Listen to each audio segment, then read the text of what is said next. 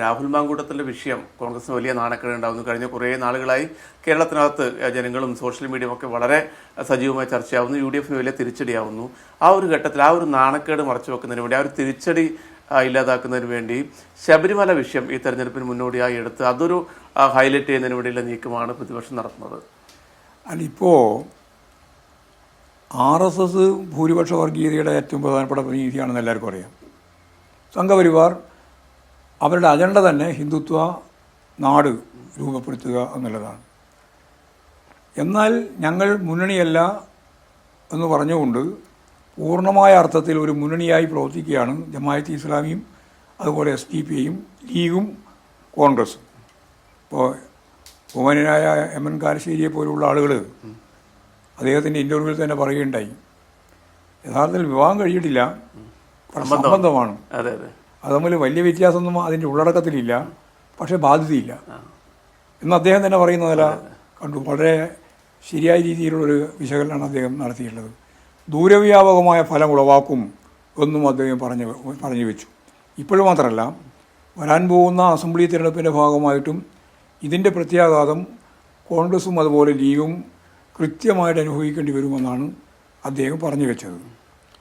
അദ്ദേഹം വേറൊരു ഇൻ്റർവ്യൂവിൽ കേരളത്തിൽ ഇടതുപക്ഷ ജനാധിപത്യ മുന്നണി തന്നെ വീണ്ടും വരും എന്ന കാര്യവും കൂടി സൂചിപ്പിക്കുകയുണ്ടായി.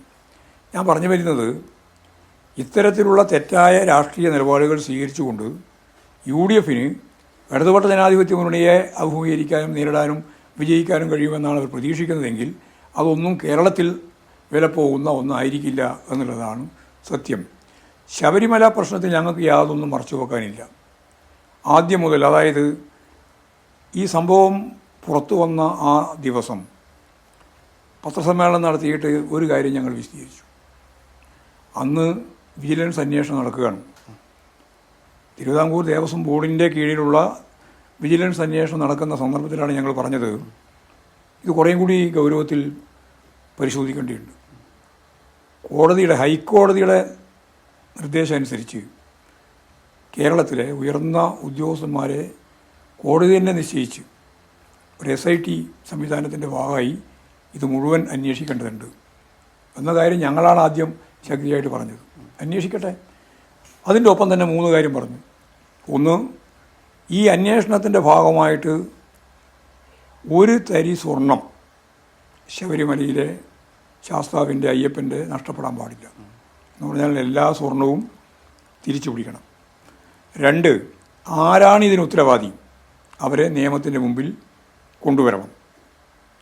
3-ാമത്തെ കാര്യം, ആരായാലും അവരെ ഇടതുപക്ഷ ജനാധിപത്യ മുന്നണിയോ CPIMോ മുന്നണി ഗവൺമെൻറ്റോ സംരക്ഷിക്കുന്ന പ്രശ്നം ഉത്ഭവിക്കുന്നില്ല.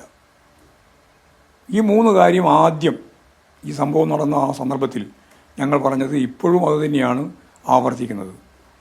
നല്ല നിലയിലുള്ള അന്വേഷണമാണ് നടന്നുകൊണ്ടിരിക്കുന്നത്. SIT അന്വേഷണം വളരെ ഫലപ്രദമാണ്. കുറ്റവാളികളെ കണ്ടെത്താനുള്ള ശ്രമം തന്നെയാണ് നടത്തിക്കൊണ്ടിരിക്കുന്നത്. അതിൻ്റെ ഭാഗമായിട്ട് പത്മകുമാറിനെ കൂടി അറസ്റ്റ് ചെയ്ത സാഹചര്യത്തിൽ UDFകാർ ഉൾപ്പെടെ പറഞ്ഞുകൊണ്ടിരുന്നത്, നിങ്ങൾ എന്താണ് നടപടിയെടുക്കുന്നത്? ഞങ്ങളെ സംബന്ധിച്ച് സംഘടനാ നടപടി മാത്രമേ ഉള്ളൂ. അതേ ഒരു MLA അല്ല, ജനപ്രതിനിധി എന്ന രീതിയിൽ വേറെ ഒരു തലത്തിലും പ്രവർത്തിക്കുന്നില്ല. ഞങ്ങളുടെ പാർട്ടി കേഡറാണ്.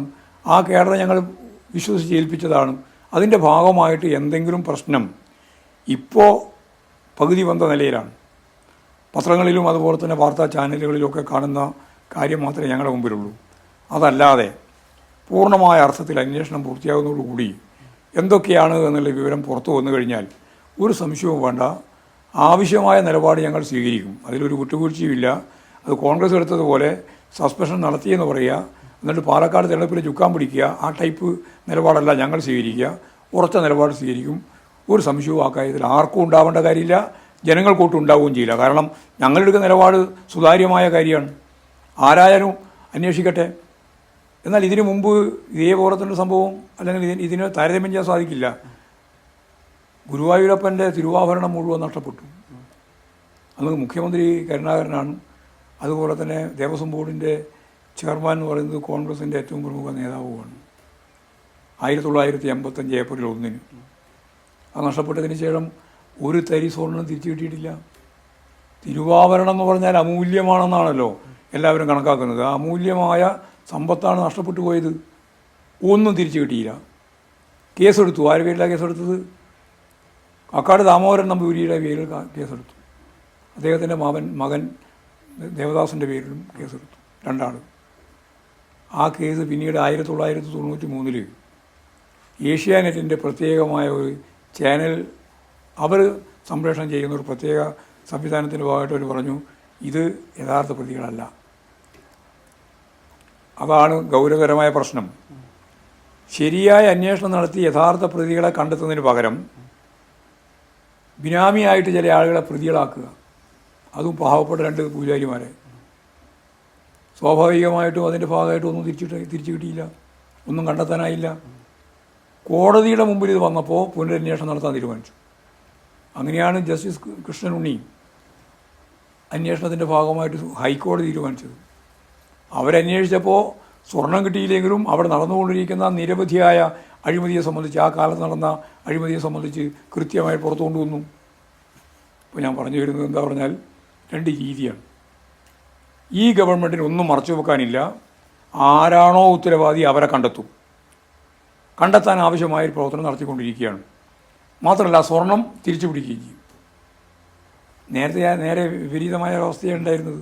അത് ഞാൻ പറഞ്ഞു വെച്ചു എന്ന് മാത്രമേ ഉള്ളൂ, പകരം പറയുന്നതല്ല. സംരക്ഷിക്കുന്നു എന്നാണ് UDF-ന്റെ നേതാക്കൾ ഇപ്പോഴും വാർത്താ അതെ, സമ്മേളനം. ആരെയും സംരക്ഷിക്കാനുള്ള ഉത്തരവാദിത്വം ഞങ്ങൾക്കില്ല, ഒരാളെയും സംരക്ഷിക്കുകയില്ല. കൃത്യമായ നിലപാട് ഞങ്ങൾ മുമ്പ് പറഞ്ഞിട്ടുണ്ട്. ഇനി ആവശ്യമായ നിലപാട് എടുക്കേണ്ടി വന്നാൽ കൃത്യമായ നിലപാട് സ്വീകരിക്കുകയും ചെയ്യും.